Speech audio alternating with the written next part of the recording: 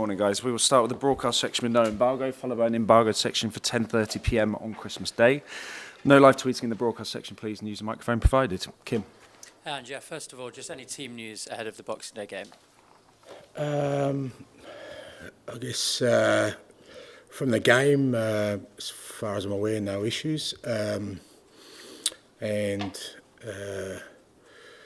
Obviously, Destiny, who was on the bench, obviously wasn't 100%, but he should be right for the next game.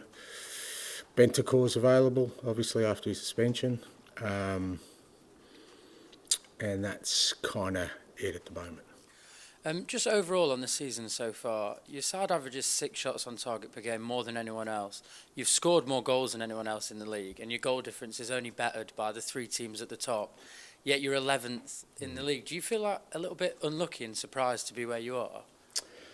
Oh, no, I don't think you feel unlucky, because I think these kind of things, I think over the course of a season you'd like to think it all evens out. I mean, there are circumstances to kind of where we're at from a position on the table, and a lot of that is down to sort of both, I guess, inconsistency in performances, sometimes inconsistency in games, and also kind of inconsistency in the kind of team we can put out there. All those kind of things have kind of damaged our sort of ability to get into a stronger position in the league. But as you said, and I've said all along, I still think there's growth in the team during this period. I still think there's a lot of positive things within what we're doing, notwithstanding that we need to improve our position. And you mentioned the inconsistency of the players you've been able to put out. It's like no secret that you've struggled with injuries this year. Just a week until the January transfer market, is that something that you might be looking into, particularly for a bit of reinforcement in defence? I think, yeah, reinforcement. Like I said a while ago, kind of been planning, and a lot of it was going to be around sort of where we're at around this time. Fair to say we're still a little bit short in a couple of areas, and we need to reinforce. So, but January's tricky in terms of what sort of players you can bring in, and for us, ideally, like for any club, I guess you want to bring in people who are going to make you stronger. But I think the fact that obviously we're still in we're in the Carabao Cup semi-final, still got Europe.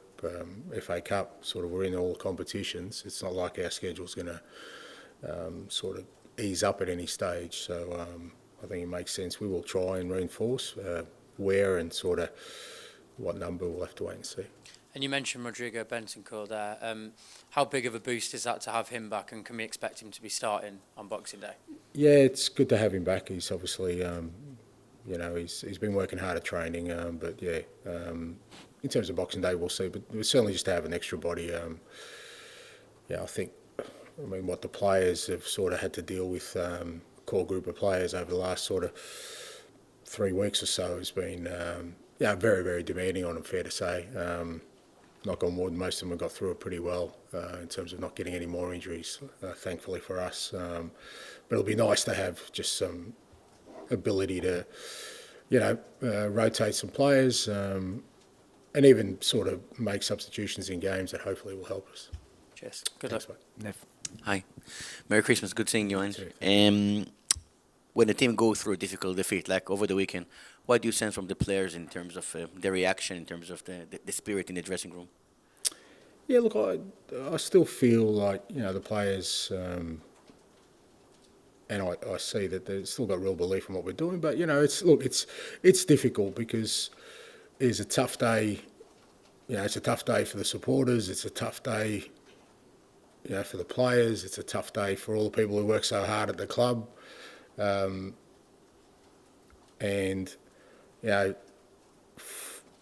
my perspective, I take responsibility for that because I'm the one that's kind of charting this course for us. And, what I try and sort of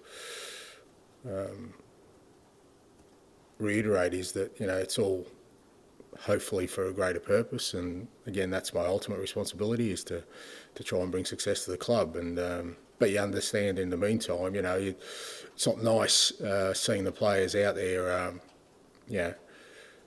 doing everything in their power to try and get a result. But obviously, with the situation we're in, there are limits to what they can do. So I certainly feel that responsibility. But as disappointed as they are, they're still very, very determined to continue. I believe that the Liverpool game was the first time this season you lost by more than 1 goal difference. Is that something that potentially you find as a positive that encourages you moving forward, because perhaps it shows you that in terms of qualities you can go out there and challenge most of the teams in the league? I don't think there's any doubt we can challenge most of the teams in the league. I think we've shown that already. Look, I said after the game, Liverpool were too good for us. They're a very good team. They're in great form. They're in a great moment in terms of where they're at right now. They're in a sort of sweet spot of great form, very settled, all their players healthy. So they're probably in the best position they've been, and fair to say we're not. And combination of that, and we weren't anywhere near the level we needed to be to try and compete with the best team in the league. So you accept that. It doesn't feel nice, but you accept where you're at, and the goal is to bridge that gap. Nottingham Forest this Boxing Day. Maybe their first summer in the Premier League, the recruitment from the outside looked a bit hectic, but how impressive with the way they've been growing, especially the improvement this season under Nuno? Absolutely, yeah. No, even last year, I think from when Nuno took over, I think, like I said, when they went up to the Premier League, it seemed like there was a lot of transfer activity at Nottingham. I think there needed to be, but within that, you could tell they had recruited some quality. It was just a matter of allowing that to sort of settle in and I guess finding the right way forward in terms of how they play. And since Nuno's got in from the back end last year, you could tell that they're all sort of now playing in a way I think that suited them, and the team's growing all the time. Like I said, they've got some quality players in there, and they're having a really good season. That particularly at their place, it's going to be a great challenge for us. Thank you. Hi, Ange. Good morning. Merry Christmas. Merry Christmas. Sunday, positive was your team scored 3 goals against the best team in the country so far. Obviously, you lost the game then. And afterwards, I got the sense very firmly that you were angry at some of the questioning once again of your team's tactics. Was that fair? I'm perceiving you were angry about it. No, I wasn't angry. I was kind of, like I said, you just had a heavy defeat, and I said I take responsibility for that because I see what effect that has on everyone involved with the football club. So that sort of weighs heavily on you. But I don't think there are many managers who bounce into interviews after being beaten and sort of feel cheery about it. And fair to say I'm getting tired of the same questions and answering the same way. I just think it's almost like people want to sort of, poke the bear to see if I react. And obviously after a loss, it's a lot easier for people to get a reaction out of me. The one thing you have suffered more than maybe some other clubs as well is injuries this season. Player welfare, we've spoken about this before, but a lot of other clubs are now having key players going down injured. Is it time for the authorities to look at how often players are asked to go to the well? I mean, last season you had the opposite, you didn't have enough games, but this season it seems like you're also having too many. Yeah, look, I think I've said before that's something that authorities need to look at. Either, as you said, I think it's across the board. Really apart from maybe Liverpool, everyone else has had sort of fairly significant injuries. Us more than most, but most clubs have been affected, and I think it's why the sort of Premier League's pretty tight apart from Liverpool, to be honest. I think it comes down to either the fixturing at some point needs to ease, whether that happens or not. I'm not too optimistic about it because it seems like every year we're adding more tournaments, so I don't think that's really kind of making an impact. It's either that or you increase squads and give opportunities to clubs to have bigger squads, because certainly the current workload for players is becoming, I think, increasingly difficult to manage.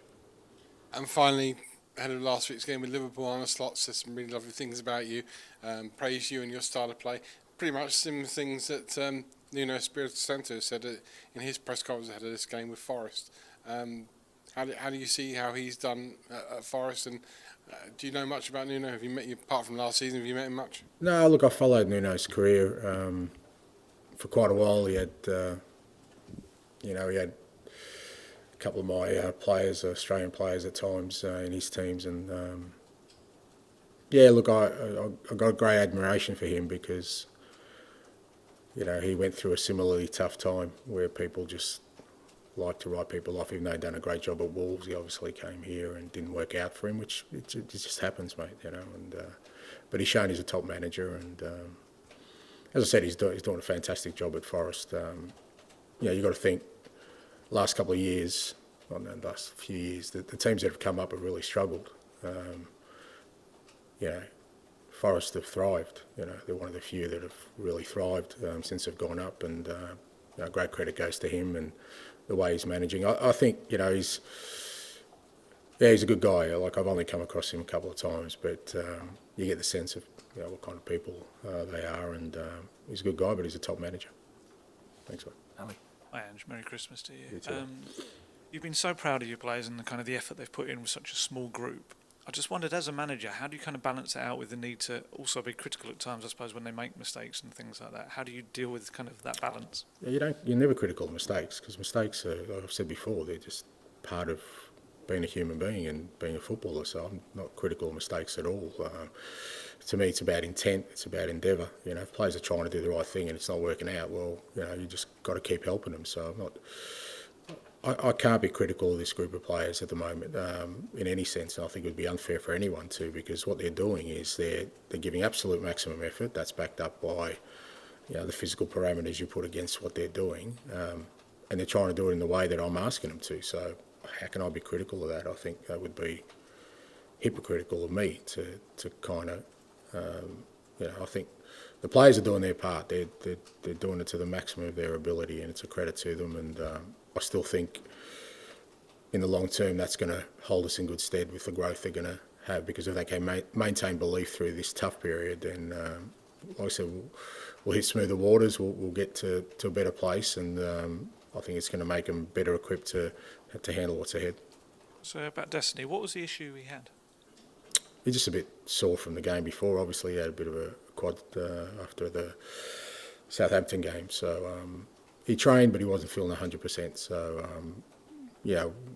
we can't afford any more injuries. So, in a normal situation, you might have risked him and say, well, you know what, he felt pretty good. But if I get one more player down, we're at bare bones anyway. So we just felt it was more prudent to not use him if not required.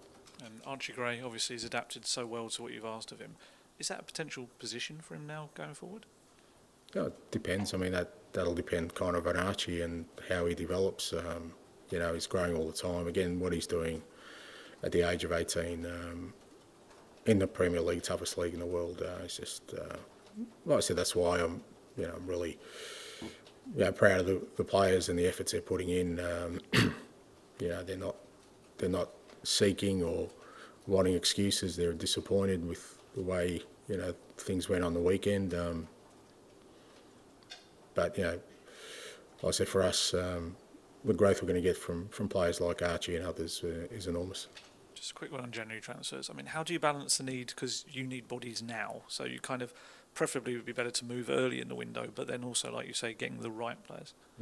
Yeah, that's a balancing act. I mean, you don't want to sort of, you don't just want to panic and sort of bring in anybody that you don't feel is going to, help our cause in the back half of the year. So, but I think we've already shown we're pretty sort of methodical and sort of prudent about our work, and we'll make sure we bring somebody in who's going to help us. Finish the section with George, please. Hi, Ange. Brendan Johnson's had a very productive season, but found himself out of the team lately. So what more do you want to see from him over the next week to 2 weeks?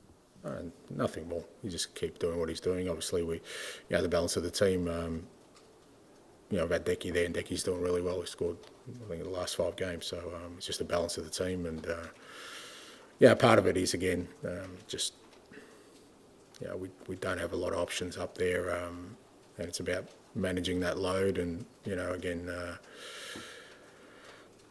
we're already overburdening a couple of players in that area. So it's good to have Brendan, who we're kind of managing through this period, and he'll play significant minutes. And Rodrigo obviously made a mistake and has served his punishment. How kind of determined is he to come back in and help the team? Because I imagine he's sat there for the last 7 games and obviously seen how much the squad and the team have gone through. Yeah, I think that's the case for all the guys. Even the injured guys. They're around the group all the time, and they want to help. They want to contribute. They know we're in a tough moment, and I guess for Rodrigo, it's been even more frustrating because it's not an injury that's kind of kept him out. But as you said, he made a mistake. He's served his punishment now, and he wants to help the team. And just finally, what does Christmas Day look like for you? I think last year you said the family left you and went back to Australia. Are they here this year, or are you going to be home? No, it's a family tradition, mate. I'm on my own, and family's in the warmer climate in Australia with family. I think we've got a couple of young boys, mate, and it's important. They're around family at this time, and so I'll kind of give them a call in the morning and then get on about my day. Merry Christmas. Okay, we'll end the broadcast section there. Move on to the embargoed section for 10:30 p.m. on Christmas Day. Dom? Hi, Ange. In your video, you were speaking a bit about different styles of management. I was watching a game recently, and there was two very different managerial styles. One of them was pointing every pass where he wanted to go, literally. I remember you saying that you like to give players the tools to sort it out for themselves. Are you sceptical of that sort of management, where someone is literally kind of putting the pass into play before it happens? No. I just think it's a reflection of personality and character. I just think people do things in different ways. I don't think there's a right or wrong way to do it, but it has to suit your kind of personality and your character more than anything else. So I certainly think there's merit. I think our role is to help players on game day. That's our role. How you do that, I think, really depends, like I said, on kind of your personality and your character and your methodology. But no, I think there's they both can be equally effective as long as they're I guess authentic in terms of the person you are. You're speaking also about the difference between sort of more valid criticism of your team and then criticism of yourself. And remember, you name checked in that as well. Talk about if you've got these years of experience, maybe you command a bit more respect. Were you slightly referring to his time here at Tottenham, and what did you mean by those comments? Did you think that he was maybe wasn't given the respect he deserved? Why? No, I don't think it's about giving the respect. It's just that, like I said, there's a real easy way to kind of dismiss a person on the back of something not working out, because that's what it is. It obviously didn't work out from here, but like I said, he did a great job at Wolves, and it's almost like when he got appointed at Nottingham Forest, people were almost underwhelmed by it, and I couldn't see why, because he's got a strong CV and he's already proven himself at this level. So it's just I think like I said, sometimes we sort of very dismissive of people's kind of experience in a role, which I think increasingly more so in today's world, experience I think is probably a key factor into how you navigate management. John? We talked about your Christmas Day. How much of a sacrifice is it to be so far away from your family? It's not something people think about. Yeah, look, I think all these things are balanced out. It's a sacrifice in fact, in the terms of I think Christmas is an important time of the year. I really do. I think I've always I know my childhood, I've always cherished memories of Christmas and spending it with the family, but ultimately we've also made a decision as a family to kind of go down this route, and you take the benefits of that in terms of me being able to do something I'm really passionate about, and when that happens, sometimes it's at the sacrifice of things, especially for family members. I'm sure my kids and my wife would prefer to be with me as well. I hope so, anyway. But like I said, it's just the choices you make and the sacrifices, and all families make sacrifices. Ours is no different. What will you do when you make it? You're obviously going to make the call home. Then what will you do? Well, we obviously got training. We've pushed it back to late evening because I think it is important for the players to spend the day with their families and the staff. I'll have a quiet morning, mate. I'll speak to my family and then just get on with my day. I think Ben Godfrey as a stopgap in January, is there? Sorry. No, we're starting naming players, are we? No. Let's wait till after Christmas for that. Okay. Thanks. We'll just see, mate. I'm kind of hoping that I've been really good this year because I've got a fair Christmas list for Santa, so we'll see what I get. You've been a naughty little boy, apparently. Yeah, well, that's true as well. Yeah, so that's fair enough too. Yeah, touche. I may not get anything, so we'll see. Matt. Nino might be a good example of. I mean, he was here. He didn't last long. He was criticised. He was probably unpopular with supporters. You played completely opposite type of play. The football is very different, and you were also criticised. Would people criticise anything? Yeah, I think so. I think that's the case, Matt. And that's okay. That's like I said. I think we sometimes, I said I think last week. In today's world, we kind of search for perfection, and it just doesn't exist. You kind of whatever road you go down, there's going to be some pain. There's going to be some challenges, and if you're always kind of seeking this, people say, okay, well, I should be more, I don't know, defensive-minded in my approach. So that means I need to temper my attacking approach, make it a little bit more defensive to achieve what? Achieve perfection. Or if you're too defensive, people say, you should be a little bit more attacking.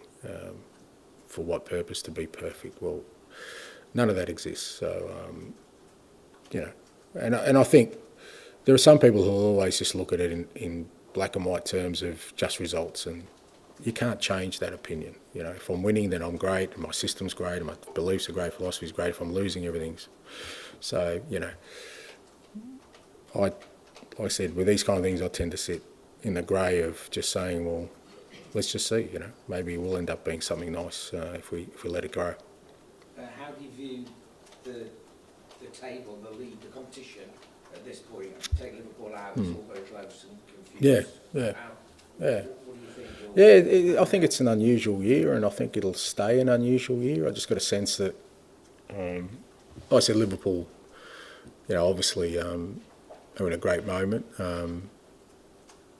but everyone else, I think, is having challenges. Maybe Chelsea is still okay squad-wise. They're having challenges with injuries, which means that in a very competitive league, it doesn't take much for kind of a team to get disrupted in terms of their form. Because you look at sort of probably from second or third down to position 16. Like any given week, anyone can win in those, and the spread of points is not as great as you would expect this time of year. So I think it's going to be a tight league all year, and I think any team who can hit some consistency and keep their players healthy can make a real impact. And conversely, if you go through a tough time, you'll find yourself probably in a tougher position than maybe in another year. Do you feel when you get people back, you can stick a sequence of results together? Yeah, I certainly believe that. Yeah. Challenge? Yeah, absolutely. Yeah, I certainly believe that. But obviously, you need to kind of stay in touch in the meantime. And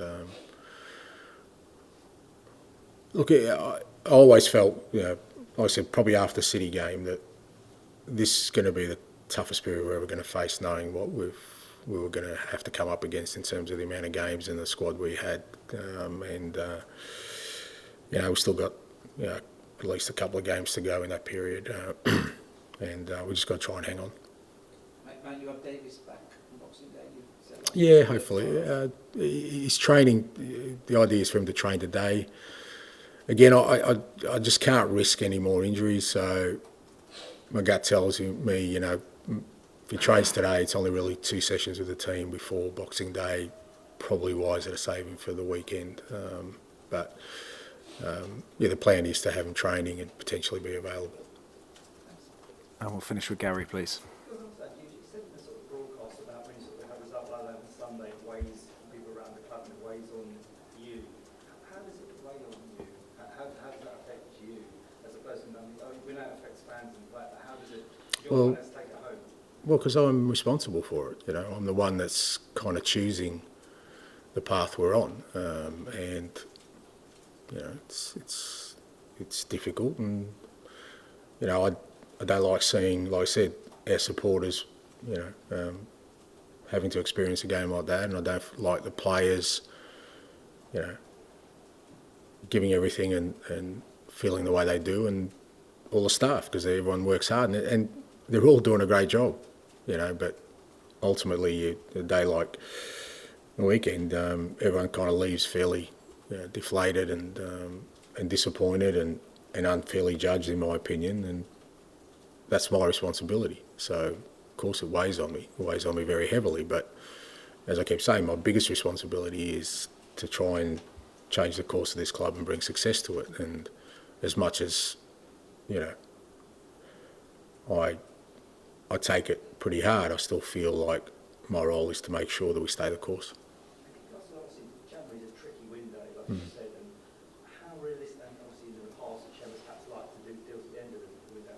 How realistic is it that there are actually players out there this month that you can actually get who will improve your team when you have players back from injury? Or just improve the depth of squad? Well, yeah, I mean, I think there's 2 different questions. I think improve the team may be a bit challenging, but improve the depth of our squad, I think there's always possibilities out there. I think it's a bit more challenging this January because of the way European football's set up, because sometimes in January you would find maybe a couple of clubs out of Champions League contention that were thinking, well, you know what, we're not in the Champions League, so maybe just release a couple from our roster, and you know, so that doesn't exist now because all European competitions are kind of still in the balance. So that probably adds another layer of difficulty to it. But you know, we'll endeavour, because I think you know, there's definitely a need for us to reinforce. We'll just see, you know, how successful we are in that. Thank you. Okay, thank you, guys. Merry Christmas, everyone. Safe. No worries. All the very best. Thank you. Merry Christmas, mate.